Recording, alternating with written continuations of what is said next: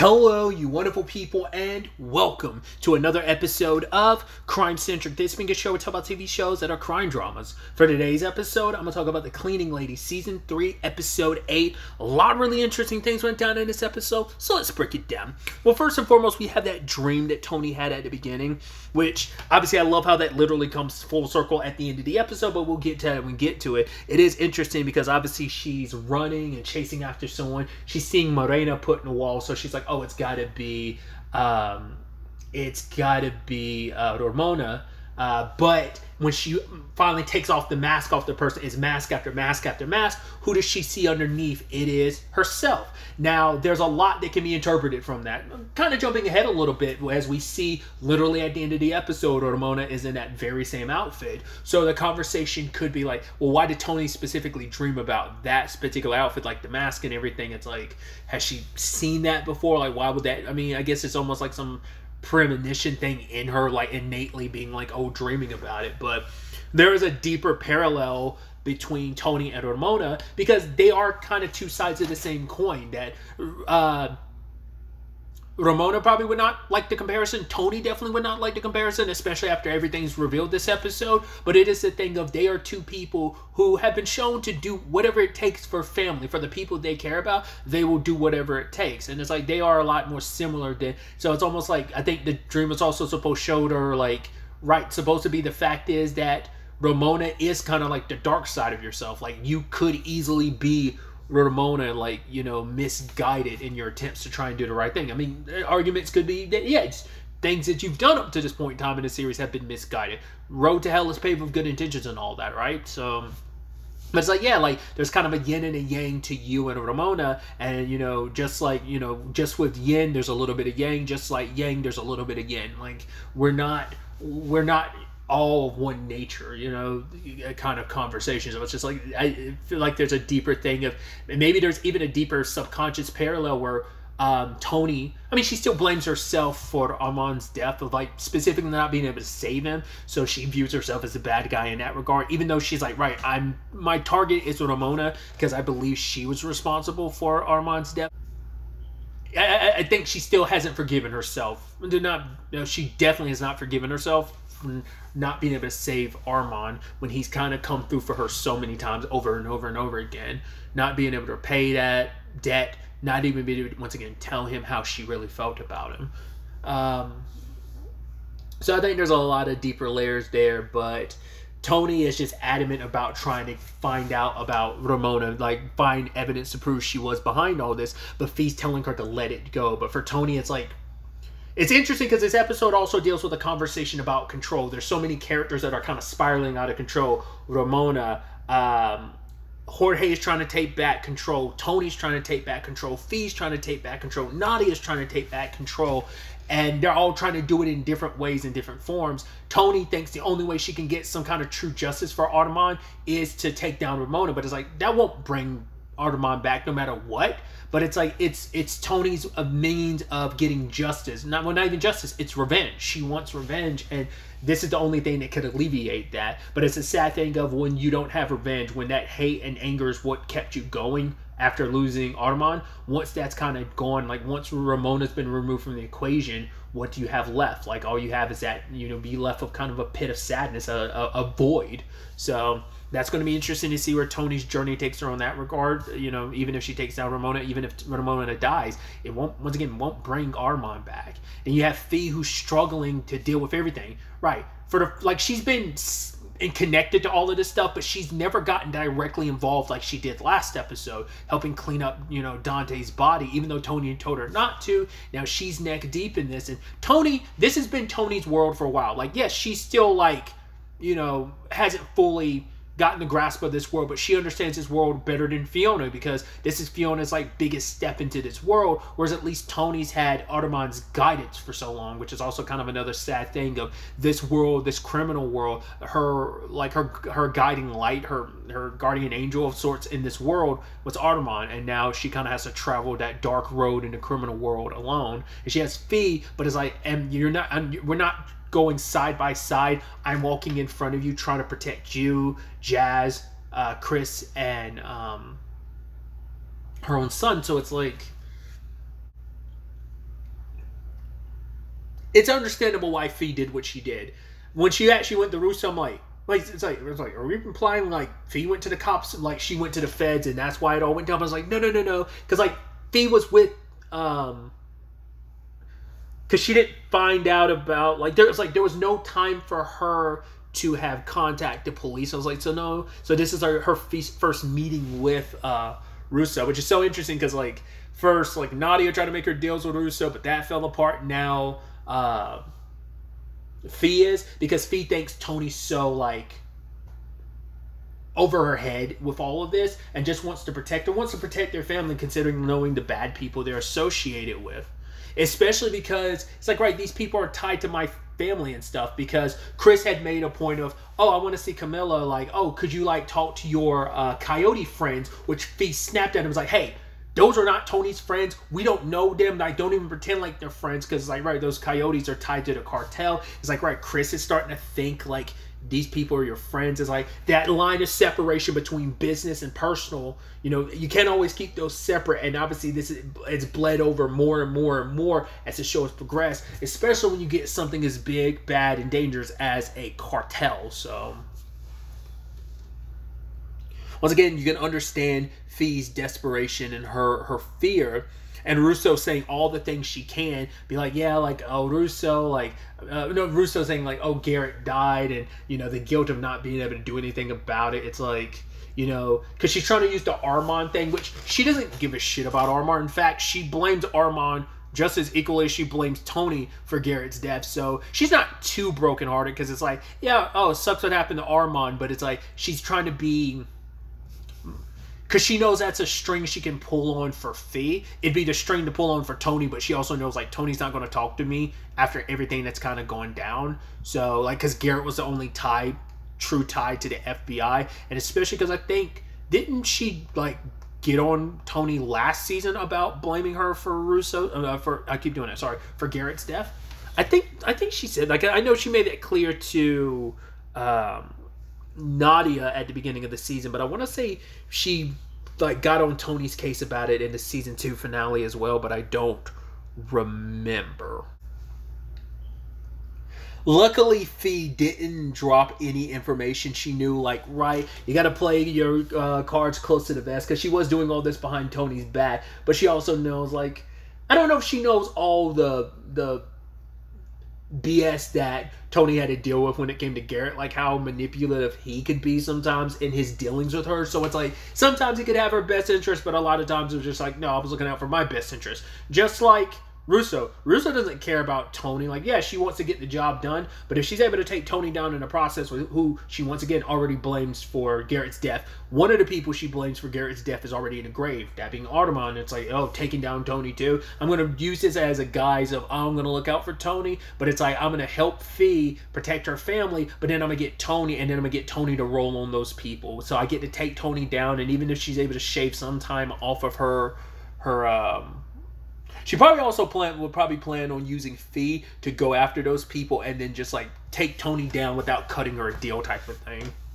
Who knows what's fully in Russo's mind. I still just think purely like she wants to take down Tony. She's not because she's got blinders on when it comes to Tony. She puts a lot on Tony, like, oh, a lot of this is her fault. It's like, well, to be fair, a lot of this like stuff would have happened regardless of Tony. Because she's like, later on, like, at the end of the episode, we find out, oh, the lady that was taking Camilla to see her mom actually was kidnapping her. I guess, like, the cartel uses, like, anyone that's illegal as, you know, got you into the country, now you're going to have to work for us, like, some kind of labor or something. Who knows? But Russo was like, oh, yeah, that's all Tony's fault. It's like, because of her, it's like, no, she would have been in that same boat regardless, because the people who got them across the border were cartel people. So it's like, well, I guess, well, because the people that got them there initially, the people that picked them up were cartel people. But I think that was all, like, yeah, because that was all, like, that was all Ramona's people. So it's like, it would have gotten that point regardless of anything. Like, that wouldn't have really changed anything, like, so that's not on Tony. But once again, Russo doesn't care. It's like, oh, something else I could slap on Tony being her fault. Cool, I'm gonna do it. Either way, Tony went back to the place that Armand was being held, did not expect her to run into Ramona and Jorge. And yeah, they're kind of like, oh, cool.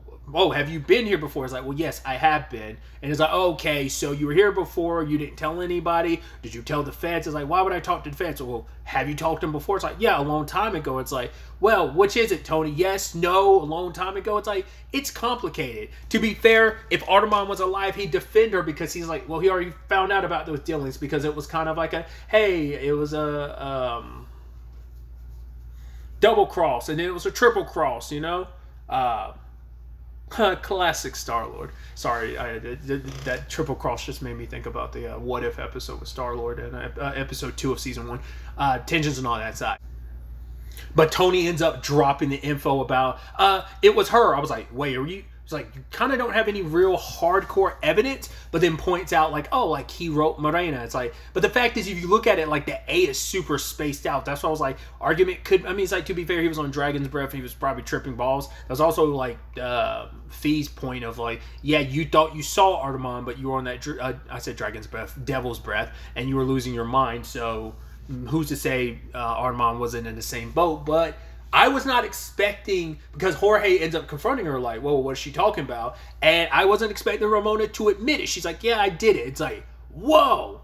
So it turns out my reasoning for, like, obviously there was a little bit more to it, but my reasoning for why she did it, well, at least what she was hoping the end result was going to be, is exactly what I thought. I thought that was so interesting, because it's actually Nadia who pointed it out, like, oh, what her actual, like, motive for doing it could have been. Like, oh, no, it might have been Jorge.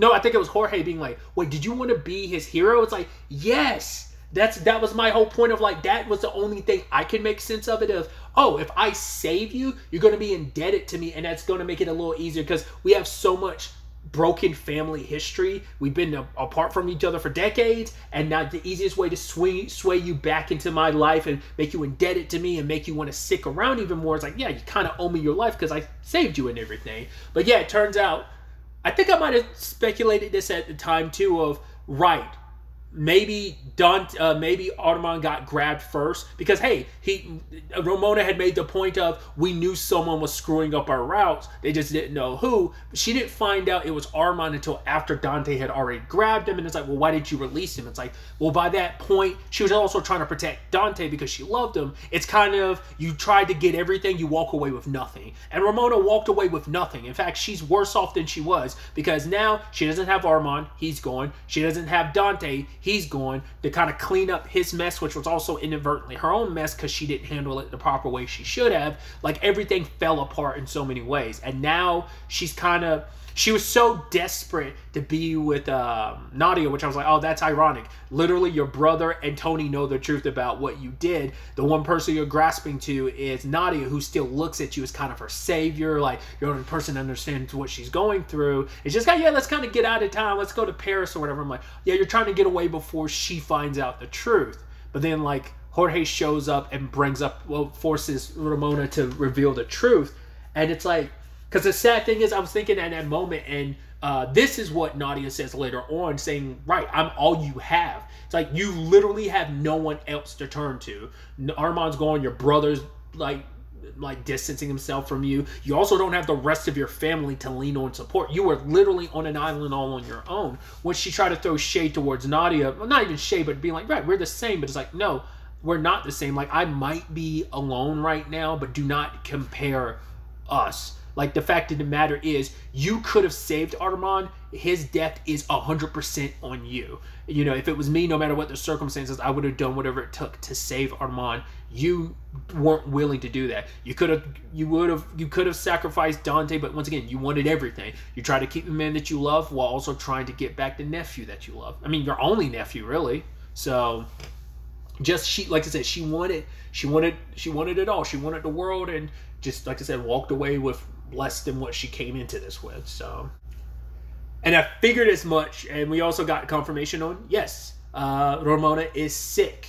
Figured as much, especially like it just, like, once again, those little tremors of her, shaking of her hand. I'm like, and like the way she's been acting. In fact, Jorge calls her out. Was like, you need to see a doctor because you've been making some very reckless behavior decisions. Like the fact is, you would even think that of like, okay, Dante kidnapped Armand, oh, how am I going to fix this situation? Well, I'm going to protect Dante, and by rescuing Armand, he's going to be so indebted with me. It's like, that's a twisted version of love. Like, you're trying to shortcut getting that relationship back with Armand. Once again, it's her way of being like, well, we can rectify this. We can make this a win-win situation, but it's still like, yeah. And it's easy for her to kind of want to put the blame on other people. She wants to be like, yo, Tony's the reason why this happened. It's like, if we hadn't met up with that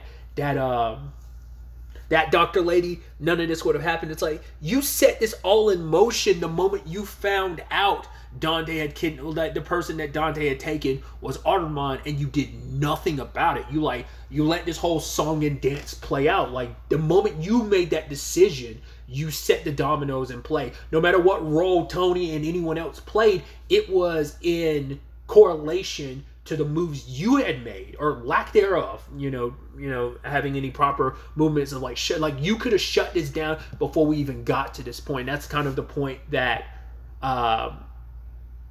Nadia and Jorge are trying to make towards her. So, which, speaking of Nadia, like, she kind of has nowhere to go. Once again, the insurance money from the fraud situation, and once again, she felt like, hey, like, just like Ramona's got someone to lean on in me, I've got Ramona to lean on, because she doesn't really have Tony, because her and Tony are not in a good place. But now it's like, which sadly, out of anyone, they should be leaning on each other the most.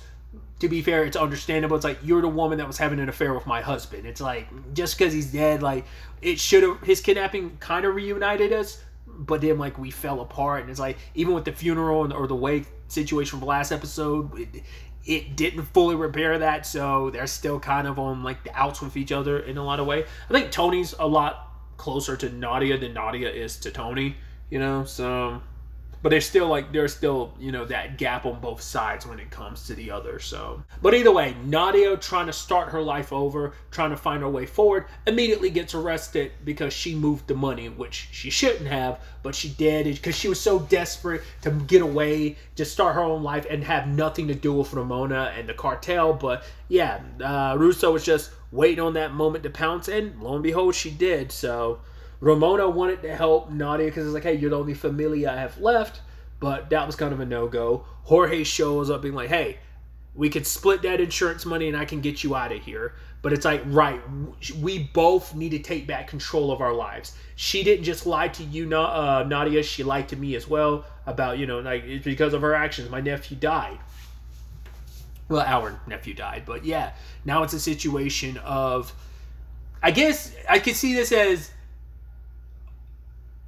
Jorge probably trying to reign control of the cartel, because he's had to follow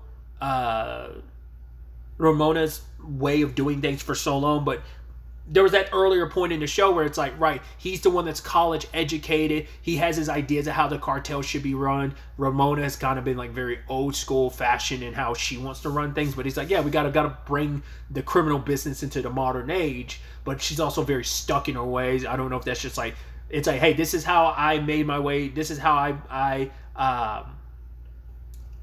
I proved myself in the criminal world to get to the top, to be the queen. I'm not going to change how, like, if it ain't broke, why fix it? But the thing that's kind of broke is not just the system, but also, like, Ramona's not in her right mind either, so... Because of her encounter with Ramona earlier on in the episode, Tony starts getting paranoid of, crap, what if Ramona comes after me? Especially when Jorge's like, I honestly can't give you a guarantee that, like, she's not in her right mind right now. There's no guarantee what Ramona would do because she's super unpredictable. So it ends up being a situation where Fee wanted to kind of hang around her kids, have dinner with them. Tony was kind of forced to stay behind and work, where Fee also kind of gave her the business, being like, dude, the only reason why our family's in danger is because of you. Like, the more Tony tries to help, the deeper and deeper down the rabbit hole they go. It's just like every time it seems like you try to do the right thing, you inadvertently end up dragging the people around you into it deeper and deeper, and it's like your need for vengeance is going to drag, when you are seeking revenge, dig two graves, one for the person you're after and one for yourself. But you're also going to have to dig a grave for the rest of your family because you're dragging them into this. And they will always be casualties of war. They will always be leverage that can be used against you. So Fee was even like, right, just leave this alone and just stop helping, because the more you try to help, the worse you make this. Especially because, once again, very much like Ramona's actions are very reckless behavior because she's sick, plus like the emotional turmoil of just the conflict of everything. But also, once again, Tony's in the same boat of she's not in her right mind because she's being driven by emotions. You know, it's like, you know, everything surrounding Armand, like she's got not blinders on, but it's just like she's rolling full speed ahead. She's not slowing down. She can't, because the moment she stops, it's kind of like, right, you stop, you die. It's like, if I stop even for a second, all I'm going to do is think about Armand. And it's like, at least with revenge, I have a goal in mind. I can keep trudging along, you know. But once again, once you get to that end, once you settled your revenge, whatever it may be, whether it's getting Ramona locked up, whether it's killing her or whatever, the fact is, what are you going to be left with? Nothingness when it's all said and done. Either way, she's there working with Jeremy, and then like all of a sudden gas starts leaking in. They're locked in. I was like, oh shit. So things are going extremely bad. Jeremy gets a little hurt. Tony is like, hey, luckily I'm a brain surgeon, let me stitch you up. The entire time I'm thinking, like, before Jeremy got hurt, I'm like, well, if he's desperate enough, there could be a situation of we can get the cops involved, because I was like, Jeremy might be forced to reveal his hand, but it's like, nah, he kept his cool under the situation despite everything, because it's like, well, I don't want to have to break my cover unless I absolutely have to. But once again, like, I called it before. I was like, I mean, once again, I'm not the only one either, because everyone's like, dude, Jeremy's acting super sus. He seems like a cop. The fact is, you almost died, and you're not, like, he's asking questions, but he's asking questions in a way where I'm like, your questioning is suspicious. You're not freaking out, being like, you keep wanting to get more and more involved with Tony. You want to stick around too much. There's also the element of last episode. Oh yeah, let me check out these smoke detectors for him. Like, he's planting bugs in the house. I was like, it was super obvious. It's like, man. But also, it's like, the argument could be like, you don't want to be suspicious of people around you, especially with everything going on. Tony's not in her right mind, so she's not seeing the signs. Fee's not part of this world, so she wouldn't immediately think like, oh, you're an undercover cop. Like, none of that would register to her. I don't know if Tony would pick up on it immediately. I'd even brought it up previously. Like, Garrett, if I remember correctly, once again, we're talking like early season 1, kind of pull the same shtick with Tony. Obviously, like, he didn't keep his cover for very long. Jeremy's like super deep covered when it comes to Tony, so might be a little bit of history repeating itself, just because it's like, well, especially be interesting. It's like the two people that end up having potentially a soft spot for Tony end up being Jeremy, the FBI agent, or Jorge, the cartel dude. So it's like very much the parallel of Garrett and Armand to some extent.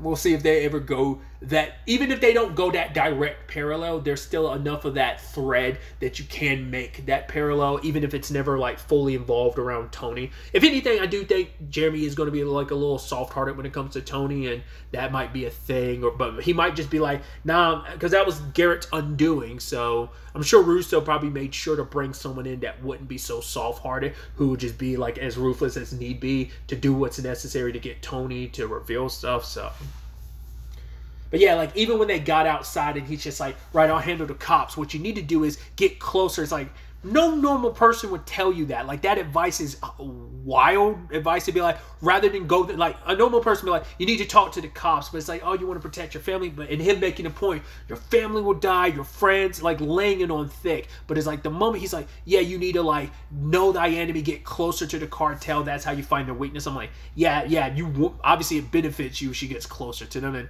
like I said, very end of the episode, we get to reveal your boy Jeremy is in fact a cop. I just knew it. I did, like I said, that entire section, I was like, what is this dude's deal? Like, you have to be a cop, right?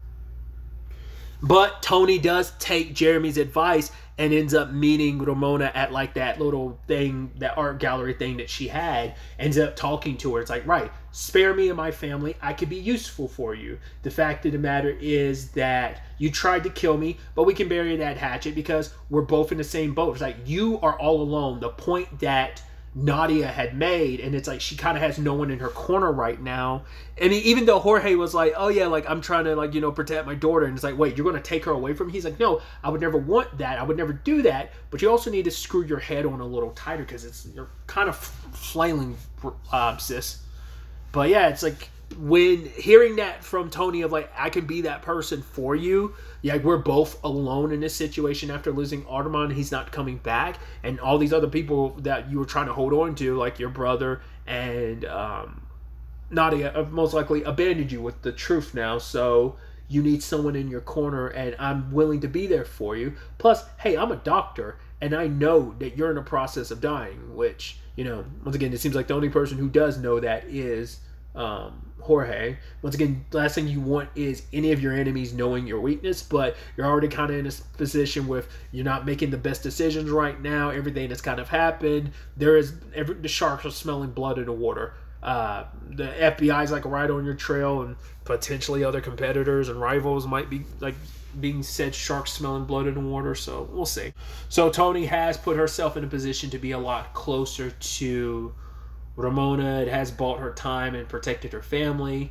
But now it's like, well, Tony's done that, and then finds out about the Camilla situation. It's like, well, she was taken, and these people are cartel related, so I guess you could use Ramona to try and pump her for information about that. But you also just put yourself in this position. You don't want to jinx that already by asking too many questions and getting on Ramona's bad side, because you're still in that test period of, okay, I'll keep you close, but also like monitor my situation. So it's like, begs the question, will Tony just let her like sickness kill her, or will it be a situation of, no, I will kill you, or just what Ramona's fate ends up being for the rest of the season, or see where that storyline goes. Some very, very interesting developments all around.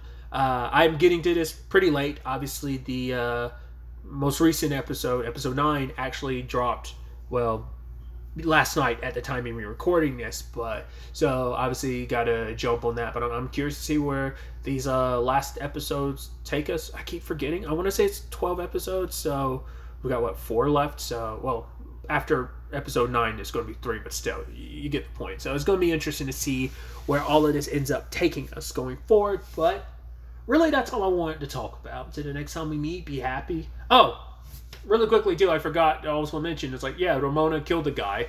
Once again, I guess also playing into that unhinged behavior of, like, because she didn't, I guess, last thing you want to do is get other people involved in killing this guy, because by killing him, you are, well, having other people handle it, it's like the more you have to cover up. But it's like, probably handling that yourself wasn't the best, but you literally have no choice. The person you would probably rely on to do that is Dante, and he's gone now. So, yeah, just the deeper layer of just like things not going Ramona's way. And just, like I said, I think that just kind of furthers the whole unhingedness of her actions. You know, just like with the swiftness of slicing home dude's throat and just walking away. So, but yeah, going back to the outro of it all. Till the next time we meet, be happy, be safe, live life to the fullest, and enjoy it.